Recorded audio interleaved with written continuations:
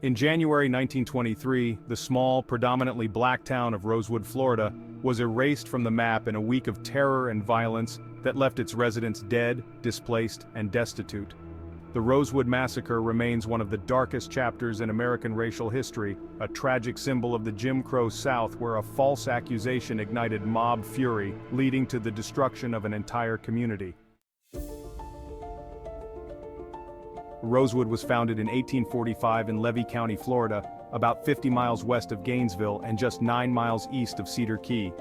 Originally a mixed-race community of black and white settlers, it became a predominantly black town by the 1920s. Many of the residents were descendants of formerly enslaved people who had built lives for themselves by working in the local timber industry. Some even owned their own land and homes, making Rosewood a prosperous, self-sustaining community. It was a place where black families lived in relative peace, with a strong church-centered community and small businesses supporting the town.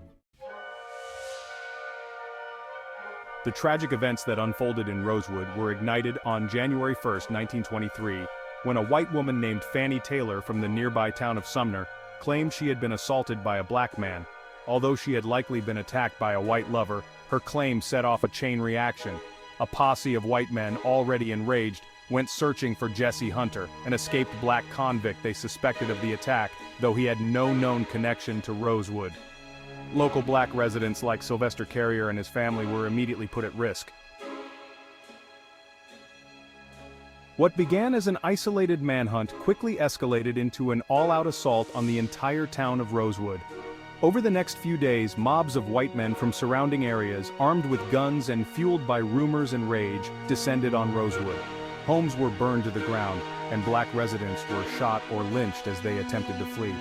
While some white residents of Sumner tried to protect their black neighbors by hiding them or helping them escape, they were in the minority. By January 7, 1923, Rosewood had been reduced to ashes. Those who survived fled into the nearby swamps, hiding for days before eventually being rescued by sympathetic white families or escaping on trains. The official death toll remains disputed, with some accounts suggesting up to 150 black residents were killed, though records show a lower number of confirmed deaths. The survivors of Rosewood never returned to their land, and no one was ever prosecuted for the massacre.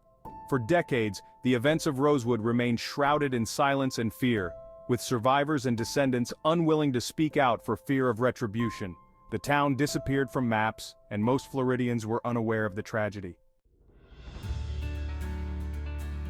Florida's response and reparation efforts.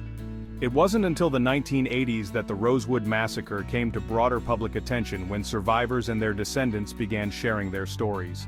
In 1994, after years of investigation and lobbying by Rosewood descendants, the state of Florida became the first in U.S. history to compensate victims of racial violence.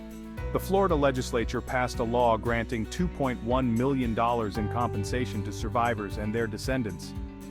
This included direct payments to those who lived through the massacre and educational scholarships for their descendants.